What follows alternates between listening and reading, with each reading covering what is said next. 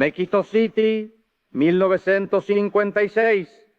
Che Guevara recibo despre letter from Madame Celia. Ernesto, please come home before you die in this madness. Her son's response doesn't just break her heart, it reveals the moment when a mother realizes her child has become something greater than her fears. Mexico City, Mexico, November 1956. Che Guevara sits in a small apartment under a desk lamp when the mail arrives. The letter from Argentina is written in familiar handwriting.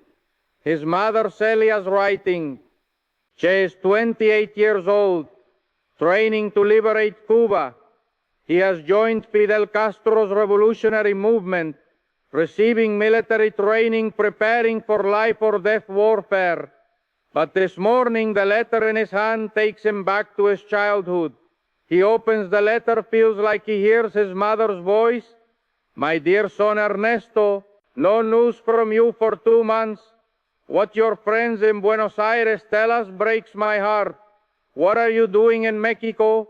Why are you getting involved in dangerous affairs? From what I hear, you're going to fight in Cuba.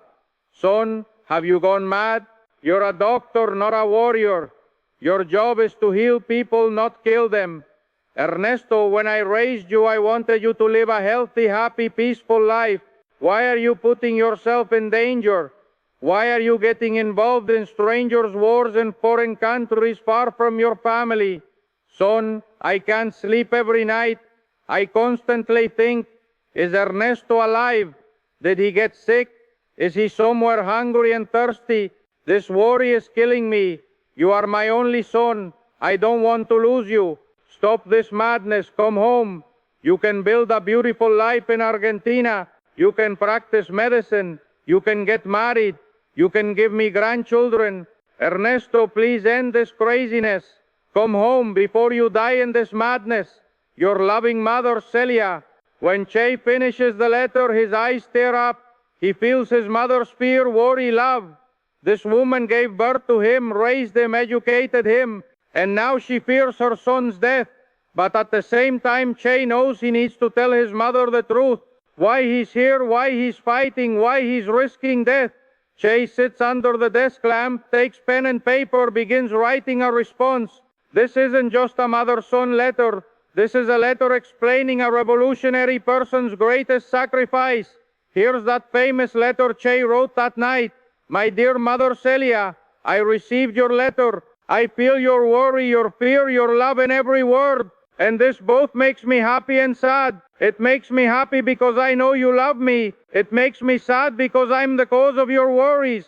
Mother, you ask me, why are you putting yourself in danger? Let me give you a real answer. I'm not putting myself in danger, Mother. I'm fighting injustice. And fighting injustice is dangerous but necessary. You didn't see children dying of hunger in Peru. I did. You didn't see how the CIA killed innocents in Guatemala. I did. You didn't see how Batista oppresses his people in Cuba. I did. Mother, I couldn't see these injustices and remain silent because you didn't raise me that way. Do you remember what you taught me? Ernesto, the strong must protect the weak. Now I'm trying to protect the weak. What did you teach me? Those who remain silent against injustice are complicit in crime. Now I'm speaking out against injustice. What did you teach me? Being a doctor isn't just treating disease, it's treating the cause of disease. Now I'm treating the cause of disease, injustice. Mother, you ask, why are you getting involved in strangers' wars?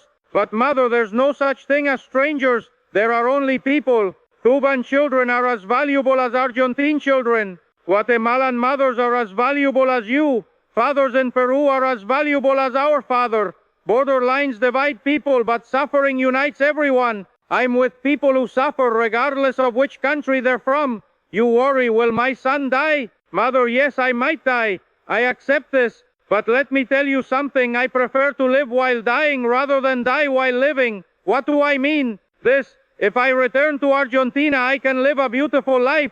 I'll practice medicine, earn money, get married, have children. But every night when I go to bed, I'll think I remain silent against injustice. I didn't help helpless people. I only thought of myself. I prefer to die with peace of conscience rather than live with this guilt. Mother, you're protecting. You are my only son. Yes, Mother, I'm your only son. But I'm also humanity's son. And humanity also expects sacrifice from me. You ask me, is this madness worth it? Mother, it's worth it. Because this isn't madness. This is the search for justice. But Mother, let me also say this. Don't worry, I'm not coming to die. I'm coming to live. Real life is living not for yourself, but for others. And Mother, if I die, don't be sad. Because I won't die in vain. I'll die for a purpose. And that purpose will live after my death. You want grandchildren. Mother, if I succeed, all liberated children will be your grandchildren. Cuban children, Bolivian children, Peruvian children, all will be your grandchildren. Because I love them as if you raised them too. I'm giving them the love you taught me. Mother, I have a request from you. Be proud of me. I'm your son. I'm living according to your values. You raised me saying the strong must protect the weak. I'm protecting them. And Mother, if I die someday, don't cry. Because I'll die happy. I'll die as someone who lived according to his values, oppressed no one, fought against injustice. This is the most beautiful way to die. This is the most honorable way to live. Mother, I love you very much. And because I love you, I'm living according to the values you taught me. You don't need to worry. I'm strong because I'm for a just cause. And people who fight for a just cause never lose. Someday, I hope soon, I'll return home. But not as the old Ernesto. I'll return as Ernesto, who helped make the world a little more just. Then you'll be proud of me, because your son will have helped change the world. Your loving son, Ernesto. Che finishes the letter and puts it in an envelope. But he knows this letter won't comfort his mother. It might increase her worries, but he had to tell the truth. The letter goes to Argentina. When Celia receives and reads it, she cries. But this time she cries not from fear but from pride. That night Celia writes in her diary, "Today I received a letter from my son. I told him come home. He told me I'm going to change the world. While I expected a child from him, he gave me humanity." Che's letter deeply changes Celia. Now she understands why her son is fighting, and she begins to support him. When Che goes to Cuba in 1957, Celia tells her friends, "My son is fighting in Cuba. I'm worried but proud, because he's fighting for a just cause." When the Cuban Revolution succeeds in 1959, Celia gives a statement to journalists. "My son had written to me, I will make the world a little more just." And he did. When Che visits Argentina in 1960, Celia hugs him and says, "Ernesto, your 1956 letter changed me. I'm no longer just your mother. I feel like the mother of all revolutionary children." Che is surprised. "How, mother?" "Because you taught me. Every young person fighting injustice is our child. Every person struggling for freedom is our family." When Che died in Bolivia in 1967, Celia was extremely sad, but at the same time she was proud. At the funeral ceremony she said, "My son had written to me in 1956, I won't die in vain, I'll die for a purpose." And he died, but his purpose lives. 20 years later, Celia visits Che's grave with her grandchildren. She tells them, "Children, your grandfather wrote me a letter. In that letter he said, I'm humanity's son. Your grandfather belonged to the world. So I ask you, how do you balance between your loved one's worries and your own dreams? Maybe you're choosing a different career despite your family. Maybe the person you love doesn't understand your dreams. Maybe your friends don't support your decisions." Che Guevara in 1956 didn't just write a letter to his mother. He showed her that real love isn't protecting, it's supporting. Real family isn't safe living, it's meaningful living. Which safe lives are you rejecting for a more meaningful life? And how can you explain these choices to your loved ones? Because sometimes the greatest love is supporting the person you love according to your dreams, not your fears.